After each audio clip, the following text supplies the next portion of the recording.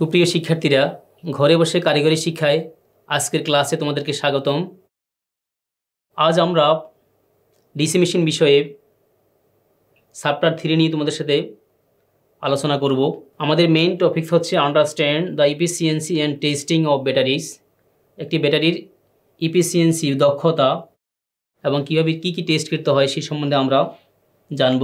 Chapter 3 এর article 3.1 একটা ব্যাটারির আভ্যন্তরীণ রেজিস্ট্যান্স এবং কর্মদক্ষতা সম্বন্ধে আমরা জানব।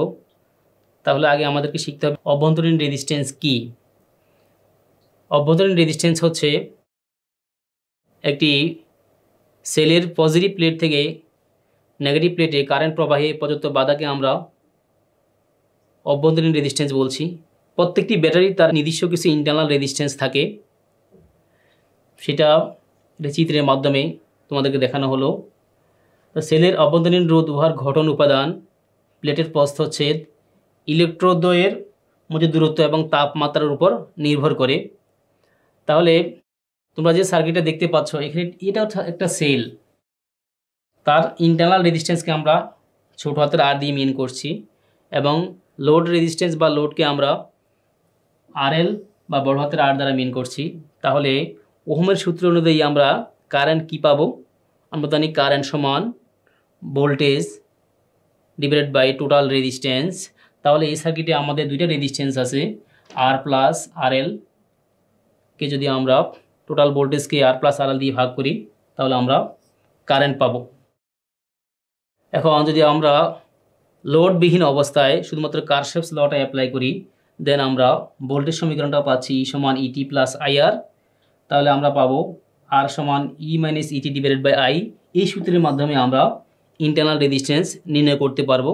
তাহলে একটা ব্যাটারি কর্মদক্ষতা কী? আমরা ইলেকট্রিক্যালের ভাষায় ইফিসিয়েন্সি বা কর্মদক্ষতা বলতে কী বুঝি? আমরা ইলেকট্রিক্যালের ভাষায় কর্মদক্ষতা বলতে বা ইফিসিয়েন্সি বলতে বুঝি আউটপুট বা ইনপুট। এটা হচ্ছে আমাদের কর্মদক্ষতা। তাহলে ব্যাটারির ক্ষেত্রে আমাদের আউটপুট ইনপুট কী হবে? ব্যাটারির ক্ষেত্রে আমাদের আউটপুট হচ্ছে ডিসচার্জ আর ইনপুট হচ্ছে চার্জ। তাহলে আমরা বলতে পারি সেকেন্ডারি সেলের কর্মদক্ষতা হচ্ছে ইহার আউটপুট এবং তাপমাত্রার নির্দিষ্ট অবস্থায় শেষে ভোল্টেজ এবং কারেন্টের হারকে চার্জের প্রাথমিক অবস্থায় নিয়ে আসার জন্য প্রয়োজনীয় ইনপুটের অনুপাতকে বোঝায়। আমরা সহজভাবে শিখব যে দক্ষতা সমান ডিসচার্জের হার ডিভাইডেড বাই চার্জের হার। এটা হচ্ছে আমাদের দক্ষতা। কর্মদক্ষতা দুইভাবে ভাগ করা হয়েছে। এটা হচ্ছে অ্যাম্পিয়ার আওয়ার কর্মদক্ষতা, সেকেন্ড হচ্ছে ওয়াট আওয়ার কর্মদক্ষতা। এখন আমরা দেখব অ্যাম্পিয়ার আওয়ার কর্মদক্ষতা কী। তাহলে আমরা বলছি কর্মদক্ষতা হচ্ছে দুইটা ইনপুট আউটপুটের অনুপাত। তো ডিসচার্জের সময় ব্যাটারি দ্বারা ব্যয়িত অ্যাম্পিয়ার আওয়ার এবং চার্জের সময় গৃহীত অ্যাম্পিয়ার আওয়ারের অনুপাতকে আমরা বলছি অ্যাম্পিয়ার আওয়ার দক্ষতা। ওয়াট আওয়ার দক্ষতা আমরা কি বলতে বুঝি? ডিসচার্জের সময় ব্যাটারি কর্তৃক ব্যয়িত ওয়াট আওয়ার এবং চার্জের সময় গৃহীত ওয়াট আওয়ারের অনুপাতকে আমরা ওয়াট আওয়ার দক্ষতা হিসেবে চিহ্নিত করি। আর্টিকেল 3.2 ব্যাটারির অ্যাম্পিয়ার আওয়ার রেটিং এবং ক্যাপাসিটি। এখানে তোমাদেরকে একটা চিত্র দেখানো আছে। ব্যাটারি গায়ে কি লেখা থাকে? তোমরা কি দেখে ব্যাটারিটা কিনো? তাহলে আমাদের এই ব্যাটারি গায়ে লেখা থাকে ভোল্টেজের মান, কারেন্টের মান এবং তার এনার্জি হিসেবে ওয়াট আওয়ারের মান। সাধারণত আমরা যখন বাজারে ব্যাটারি কিনতে যাই তখন আমরা বলে থাকি যে আমাকে এত অ্যাম্পিয়ারের একটা ব্যাটারি দেন, এত অ্যাম্পিয়ারের একটা ব্যাটারি দেন। কিন্তু আসলে আমরা কেউ বলি না যে আমাকে অ্যাম্পিয়ার আওয়ার, যে 1000 অ্যাম্পিয়ার আওয়ারের একটা ব্যাটারি দেন, এটা আমরা কেউ বলি না। তাহলে আমাদের ব্যাটারি গায়ে লেখা থাকে ভোল্টেজ, অ্যাম্পিয়ার আওয়ার এবং ওয়াট আওয়ার। তাহলে অ্যাম্পিয়ার আওয়ার দ্বারা আমরা কি বলছি? ব্যাটারি রেটিং দ্বারা আমরা কি বুঝি? যে উহার র্যাঙ্ক প্রকাশ করে, যে কি পরিমাণ চার্জ থাকবে তার র্যাঙ্ক প্রকাশ করে অ্যাম্পিয়ার আওয়ারের মধ্যে। ব্যাটারি রেটিং অ্যাম্পিয়ার আওয়ার এবং ওয়াট আওয়ারে প্রকাশ করা হয়। অ্যাম্পিয়ার আওয়ার দ্বারা হায়ার চার্জ ক্যাপাসিটি বোঝায় এবং মিলি অ্যাম্পিয়ার আওয়ার দ্বারা লোয়ার চার্জ ক্যাপাসিটি বোঝায়। ওয়াট আওয়ার দ্বারা এনার্জি ক্যাপাসিটি বোঝায়। তাহলে অ্যাম্পিয়ার আওয়ার রেটিং কি? অ্যাম্পিয়ার আওয়ার, এখানে দুইটা এলিমেন্ট, আমাদের দুইটি ডাটা আছে, একটা হচ্ছে এ, একটা হচ্ছে এইচ। একে আমরা অ্যাম্পিয়ার বলছি কারেন্ট, আর এইচকে আমরা টাইম বলছি আওয়ারে। তাহলে দুইটার গুণফলকে আমরা বলছি অ্যাম্পিয়ার আওয়ার। তাহলে এর মান যদি 1 হয়, এইচ এর মান যদি 1 হয়, তাহলে আমরা বলতে পারি যে অ্যাম্পিয়ার আওয়ার বলতে একটি ব্যাটারি 1 ঘন্টায় 1 অ্যাম্পিয়ার কারেন্ট ডিসচার্জকে বোঝানো হয়। তাহলে 1 অ্যাম্পিয়ার বলতে 1 অ্যাম্পিয়ার আওয়ার বা 5 অ্যাম্পিয়ার আওয়ার আমরা বলতে কি বুঝি? তাহলে আমরা যদি বলি 5 অ্যাম্পিয়ার আওয়ার হচ্ছে যে 1 ঘন্টায় একটা ব্যাটারির 5 অ্যাম্পিয়ার কারেন্ট ডিসচার্জকে বোঝায়। ব্যাটারির ওয়াট আওয়ার রেটিং বলতে কি বোঝায়? তোমরা স্ক্রিনে একটা ছবি দেখতে পাচ্ছ, সেখানে একটা ব্যাটারির চিত্র দেখানো আছে, সেখানে একটা বাহ্যিক লোড সংযোগ করা আছে। এখানে কারেন্টকে বলছি আমরা অ্যাম্পিয়ার, চার্জ ক্যাপাসিটিকে বলছি আমরা অ্যাম্পিয়ার আওয়ার, আর চার্জকে বলছি আমরা আইটি। তাহলে অ্যাম্পিয়ার আওয়ারটা কি? অ্যাম্পিয়ার আওয়ার হচ্ছে আমাদের চার্জের একক। তোমাদের কারো মনে প্রশ্ন জাগতে পারে যে আমাদের চার্জের এককটা কেন ভোল্টে হলো না, অথবা কেন কিলোওয়াটে হয়নি, কেন কেভিএতে হয়নি, অনেকের মনে প্রশ্ন জাগতে পারে। তাহলে আমাদের ব্যাটারির যখন আমরা কিনতে যাব, তাহলে আমাদের কথা হচ্ছে চার্জ ডিসচার্জ নিয়ে। তাহলে চার্জ মানে কি? তা চার্জ বলতে আমরা বুঝি যে আমরা কারেন্টের সংজ্ঞা কি জানি, কিউ/টি, যে কারেন্ট চার্জ প্রবাহের হারকে কারেন্ট বলা হয়। তাহলে কিউ সমান আমরা কি পাচ্ছি? কিউ সমান পাচ্ছি আমরা আইটি। তাহলে আই হচ্ছে অ্যাম্পিয়ার, কারেন্টের একক অ্যাম্পিয়ার, টি হচ্ছে ঘন্টায় আওয়ার, তাহলে অ্যাম্পিয়ার আওয়ার পাচ্ছি। তাহলে আমরা চার্জ পাচ্ছি অ্যাম্পিয়ার আওয়ার। যেহেতু চার্জের একক আমরা পাচ্ছি অ্যাম্পিয়ার আওয়ার, সেই কারণেই ব্যাটারির রেটিং অ্যাম্পিয়ার আওয়ারে প্রকাশ করা হয়। তাহলে এটা হচ্ছে চার্জ ক্যাপাসিটি। অ্যাম্পিয়ার আওয়ারকে আমরা বলছি চার্জ ক্যাপাসিটি, আর ওয়াট আওয়ারকে বলছি আমরা এনার্জি ক্যাপাসিটি। তাহলে এনার্জিটা আমরা কীভাবে বের করতে পারবো? যে এনার্জিটা হচ্ছে কিউ ইন্টু ভি। আবার কিউ ইন্টু ভি মানে এনার্জি হচ্ছে ভিআইটি, কারণ হচ্ছে আমার কিউ সমান আইটি। তাহলে আমরা এনার্জি পাচ্ছি ভিআইটি। আবার আমরা পাওয়ার সমান জানি, পাওয়ার পি সমান ভি ইন্টু আই। তাহলে আমাদের এই চিত্র এবং এই সূত্র থেকে আমরা সামনে তোমাদেরকে কিছু অঙ্ক শিখাবো যে কীভাবে আমাদের ওয়াট আওয়ার থাকলে আমরা অ্যাম্পিয়ার আওয়ার নির্ণয় করতে পারবো, অথবা আমাদের চার্জ দেওয়া থাকলে, ভোল্টেজ দেওয়া থাকলে কীভাবে আমরা, চার্জ তো আমার জানা আছে, ভোল্টেজে জানা আছে, কীভাবে আমি এনার্জি বের করব, অথবা আমার কারেন্ট, ভোল্টেজ, সময় সবই দেওয়া আছে, কীভাবে আমরা এনার্জি বের করব। তাহলে এই সূত্রগুলো আমরা নেক্সটে ফলো করে কিছু অঙ্ক দেখব। তাহলে ওয়াট আওয়ার রেটিংটা কী? ওয়াট আওয়ার রেটিংটা হচ্ছে একটা ব্যাটারি কী পরিমাণ এনার্জি জমা আছে, অথবা একটা ব্যাটারি লোডে কী পরিমাণ এনার্জি ডেলিভার দিতে পারবে, তার পরিমাণকে বলা হচ্ছে ওয়াট আওয়ার বা ব্যাটারির এনার্জি। এখন আমরা সেল এবং ব্যাটারি সম্পর্কিত কিছু সমস্যা সমাধান তোমাদেরকে দেখাবো, কিছু অঙ্ক আমরা শিখব। অঙ্ক শেখার আগে আমাদের একটা সার্কিট ফলো করতে হবে। এটা হচ্ছে ডিসি সার্কিট, আমরা ওহম সূত্র ফলো করেই করব, ভেরি সিম্পল অ্যান্ড ইজি। তাহলে একটা সেল দেখানো আছে, তার একটা আভ্যন্তরীণ রেজিস্ট্যান্স, একটা লোড দেখানো আছে আর। তাহলে এক্ষেত্রে আমরা লোড ভোল্টেজটা কী হবে আমাদের? ভিআর। লোডের ভোল্টেজ ড্রপটা ভিআর কী হবে? ভিআর হবে সেলের total EMF minus IR drop. Total voltage থেকে যদি আইআর ড্রপ আমরা বিয়োগ করে দিই, তাহলে আমরা এই লোড কী পরিমাণ ভোল্টেজ ড্রপ করছে, খরচ করছে, সেটা আমরা বের করতে পারবো, তাই না? তাহলে আমরা এই সূত্রের মাধ্যমে আমরা লোড ভোল্টেজ ড্রপ নির্ণয় করব, আর এই সূত্রের মাধ্যমে আমরা সার্কিটে কারেন্ট নির্ণয় করব। এটা হচ্ছে ইকুইভ্যালেন্ট রেজিস্ট্যান্স, যে টোটাল রেজিস্ট্যান্সটা কত আমার এই সার্কিটে, আর প্লাস আর, এই দুটো যোগ করলে আমাদের সার্কিটে মোট বাধা বা মোট রেজিস্ট্যান্স আমরা নির্ণয় করতে পারবো। তাহলে 3.3-তে আমরা তোমাদেরকে সেল ব্যাটারি সম্পর্কিত ওহমের সূত্রের মাধ্যমে একটি অঙ্ক দেখাচ্ছি। সেখানে আছে একটি ড্রাই সেলের ওপেন সার্কিট ইএমএফ 2.1 ভোল্ট এবং শর্ট সার্কিট কারেন্ট 10.5 অ্যাম্পিয়ার। তাহলে আভ্যন্তরীণ রোধ কত? তাহলে আমাদের এই ক্ষেত্রে আভ্যন্তরীণ রোধটা কত হবে?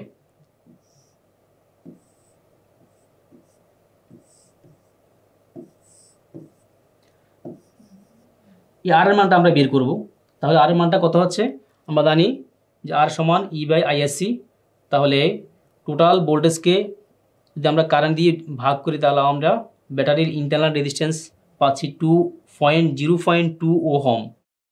তাহলে মোট রেজিস্ট্যান্স কী হবে? টোটাল আরটি, টোটাল রেজিস্ট্যান্স হচ্ছে 0.2 প্লাস বাহ্যিক রেজিস্ট্যান্স 4.5 যোগ করলে কত হচ্ছে? 4.7 ওহম। তাহলে এখন আমরা ভোল্টেজ ডিভাইডার রুল অনুসারে টোটাল এই যদি একটা বাহ্যিক রেজিস্ট্যান্স সংযোগ করি আমরা, তাহলে এর ভোল্টেজ ড্রপটা কত আমরা দুইভাবে বের করতে পারবো। আমরা এখানে আই বের করেও বের করতে পারবো যে এখানে টোটাল আইটা কত, অথবা ভোল্টেজ ডিভাইডার রুল অনুসারে করতে পারবো। ভোল্টেজ ডিভাইডার রুল হচ্ছে কি? টোটাল মোট ভোল্টেজ ডিভাইডেড মোট রেজিস্ট্যান্স ইন্টু সংশ্লিষ্ট লোডের রেজিস্ট্যান্স। এটা ক্যালকুলেশন করলে আমরা পাচ্ছি 2.01 ভোল্ট। অথবা আমরা যদি কারেন্ট নির্ণয় করি যে এখানে এই সার্কিটে কারেন্ট নির্ণয় করলে কীভাবে হবে, তাহলে I সমান V বাই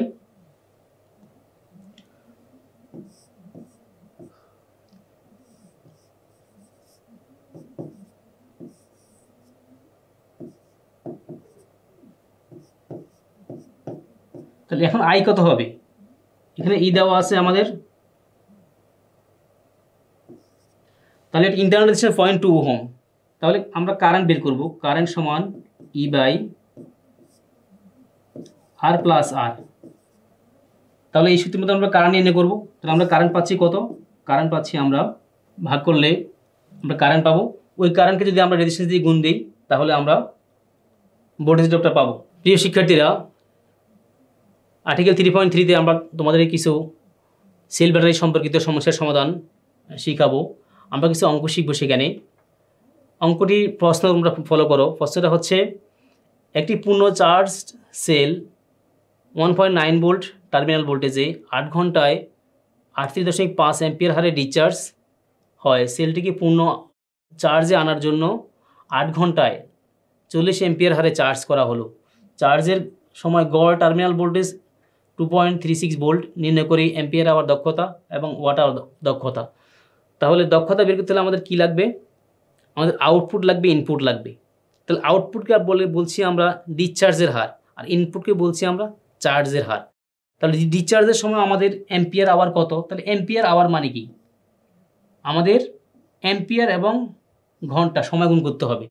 তাহলে আমাদের আউটপুট ডিসচার্জের সময় আমাদের ঘন্টা হচ্ছে 8 ঘন্টা আর কারেন্ট হচ্ছে 38.5, দুইটা গুণ করলে আমরা আউটপুট পাচ্ছি 308 অ্যাম্পিয়ার আওয়ার। ইনপুট মানে চার্জিং অবস্থা আমরা পাচ্ছি, সেলটিকে পূর্ণ চার্জে আনার জন্য চার্জিং অবস্থা আমাদের অ্যাম্পিয়ার আওয়ার কত, অ্যাম্পিয়ার গুণ আওয়ার, দুটো গুণ করলে আমরা পাচ্ছি 320 অ্যাম্পিয়ার আওয়ার।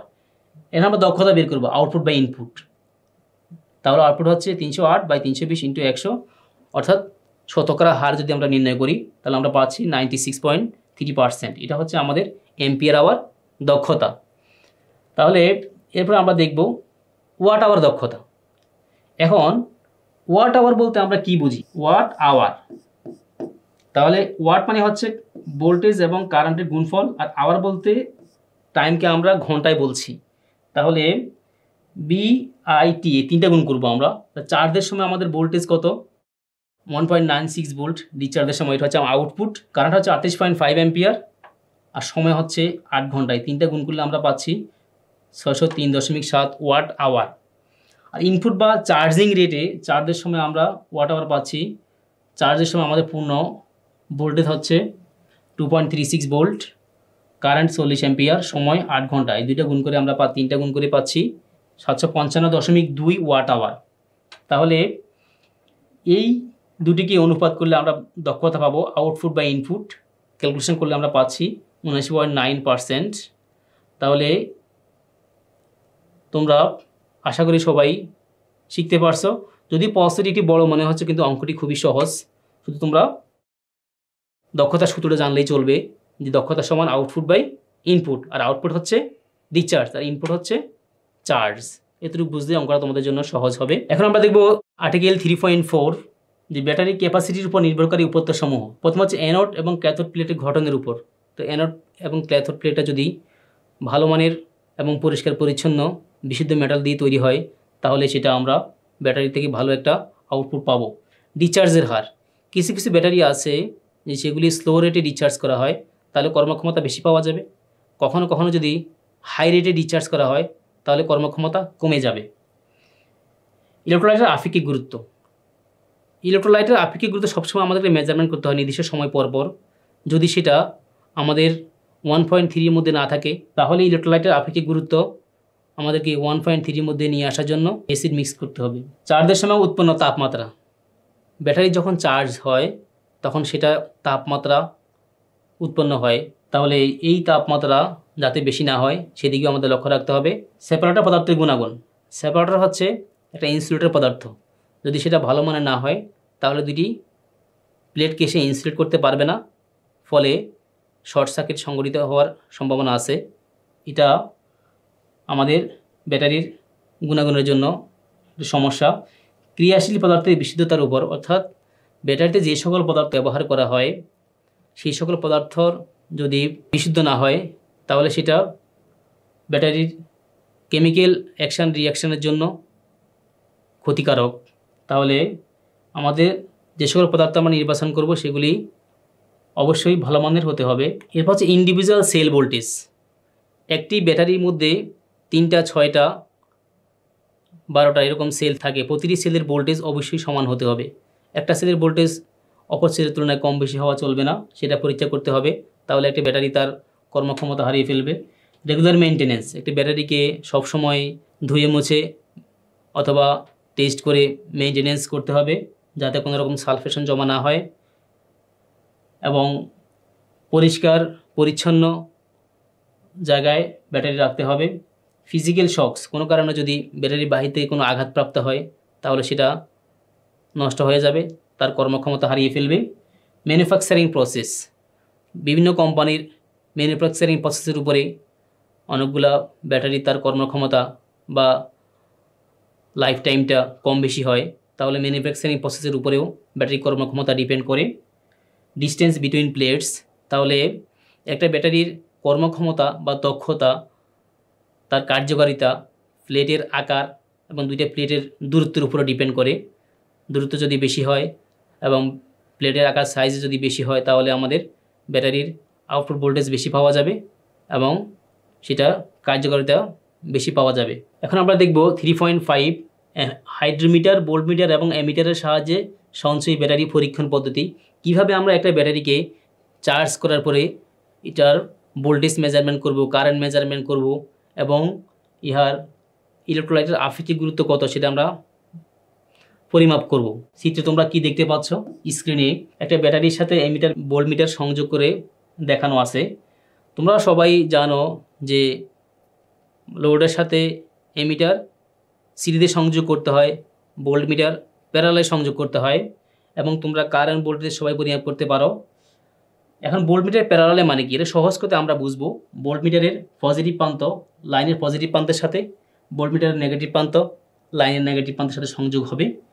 আর অ্যামিটার সিরিজে এর অর্থ কী? এর অর্থ হচ্ছে অ্যামিটারটা সবসময় আমাদের ডিসি হলে পজিটিভ তারে বসবে অ্যামিটারটা, আর এসি হলে ফেজ তারে বসবে, যে কোনো এক তারে আমরা অ্যামিটারটা বসাবো। এটা হচ্ছে সিরিজ। এইভাবে সংযোগ করে আমরা একটি ব্যাটারি চার্জ ভোল্টেজ এবং তার কারেন্ট রেটিং নির্ণয় করব। পাশে চিত্র তোমরা দেখতে পাচ্ছ, এটা হচ্ছে হাইড্রোমিটার। হাইড্রোমিটার দিয়ে কী করা হয়? ব্যাটারির আপেক্ষিক গুরুত্ব টেস্ট করা হয়। বাহির থেকে যদি আমরা একটু দেখি একটা হাইড্রোমিটার, তার চেহারাটা হচ্ছে এমন। তাহলে এখানে কী কী থাকে হাইড্রোমিটারের মধ্যে? তাহলে আমরা এখন দেখি একটা হাইড্রোমিটার কী কী অংশ নিয়ে গঠিত। একটি হাইড্রোমিটার বিভিন্ন পার্টসগুলি আমাদের চিত্রে দেখানো আছে। Rubber bulb, hydrometer, glass container, rubber tube. তাহলে একটা গ্লাস কন্টেইনার ভিতরে কিন্তু আমার হাইড্রোমিটারটা থাকে, এবং হাইড্রোমিটারটি লাল এবং সবুজ দাগে দাগাঙ্কিত করা থাকে। যখন আমরা এর ভিতরে অ্যাসিড প্রবেশ করাবো তাহলে এই বাল্বটাই আমরা যখন চাপ দিব এর ভিতরে বাতাসটা বের হয়ে আসবে। এই মুহূর্তে যখন আমরা ইলেকট্রোলাইটের মধ্যে ডুবাবো তখন ছেড়ে দিলে আমাদের অ্যাসিডটা খালি জায়গাটা দখল করবে এবং হাইড্রোমিটারটা এর মধ্যে ভাসতে থাকবে। এই চিত্রের মাধ্যমে আমরা পরিষ্কারভাবে কিভাবে একটি হাইড্রোমিটার দ্বারা ইলেকট্রোলাইট পরীক্ষা করতে পারবো সেটা আমরা দেখাচ্ছি। একটি ব্যাটারির ব্যান্ড ক্যাপগুলি খুলে ফেলা হয়েছে। তাহলে এই ব্যান্ড ক্যাপ বা এই ছিদ্র দিয়ে আমরা ব্যাটারির আপেক্ষিক গুরুত্ব টেস্ট করব। এটা হচ্ছে একটা হাইড্রোমিটার। তাহলে হাইড্রোমিটারে আমরা দুইটা জিনিস দেখতে পাচ্ছি, একটা হচ্ছে লাল অংশ, এটা হচ্ছে সবুজ অংশ, মধ্যখানে একটা সাদা অংশ আছে। তাহলে সবুজ অংশ মানে হচ্ছে আমাদের একটা সেফ এরিয়া, এটা হচ্ছে রেড জোন, যে হাইড্রোমিটার কখনো দাগ এই পর্যন্ত বা এর উপরে আসতে পারবে না। তাহলে কতটুকু থাকবে?